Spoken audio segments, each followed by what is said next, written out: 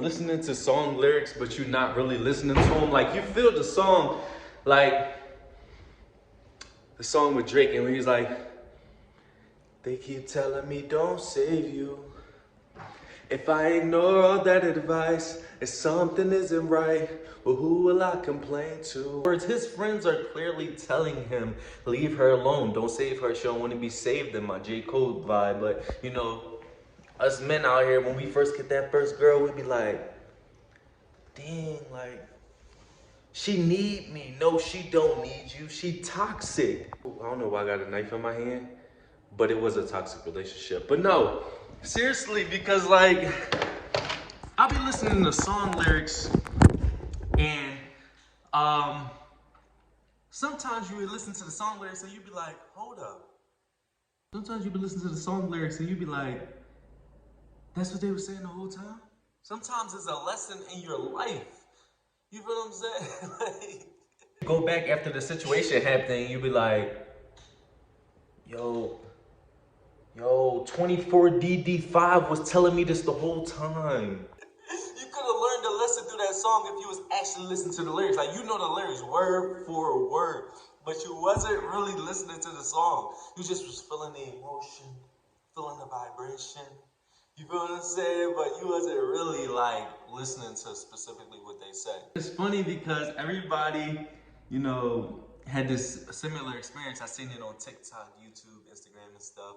And a lot of people were saying, like, after their spiritual awakening, they heard music different. Like, especially me, like, you just hear the lyrics differently when you after your spiritual awakening. Like, I used to listen to a lot of like hardcore rap, obviously, and stuff like that. I said obviously, like. I just racially profile myself, but nah, I listen to a lot of rap, like Cassidy, Meek Mill, you know, King Los, my favorite rapper, you know, even some of Drake's stuff, and, you know, I've listened to a lot of Philly music, you know, underground stuff. And then after the fact, you just listen to it, or even if you go through, like, you know, narcissistic abuse and stuff like I talk about on this channel, it's like, you're thinking like, I don't know if this is my cup of tea anymore, you know? I can't say that I stopped listening to music altogether. I stopped for a while because, like I said, I was going through my spiritual awakening. And, you know, if you're a feeler, if you're an empath, if you're an individual who, you know, things affect you on a high level, like things affect everybody on a different scale.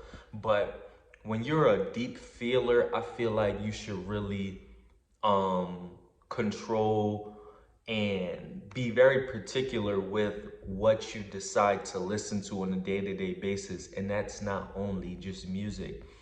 That's in regards to what you read. That's in regards to who you're around. Just what you take in general is very important. So, you know, this music is very important, you know what I'm saying? Like, some people will separate themselves from certain people in their lives, but they go listening to, no offense, I rock with Lil Durk, but they listen to Lil Durk all day, and it's like, he talking about killing murders and stuff like that, and obviously that stuff is real, and that stuff is happening within his life, and well, it used to happen in his life, and he's telling a story. But if you listen to that all the time, or just in general, if you listening to that, it's like, as a feeler, your mind is like, it's like you normalize the toxic things in the music by listening to it over and over. But in your real life, you wouldn't want those things. You feel what I'm saying? Somebody talking about bang, bang, shoot them in the face on the ground. But then you go into like a meeting, or you at work and they talking about people getting killed. You're like, oh, I can't believe people getting killed. I can't believe all this stuff is happening. And then when you get out of work, you go put your earphones on and all you hear is, I shot him in the face, shoot him in the ground. You like, yeah, in the ground.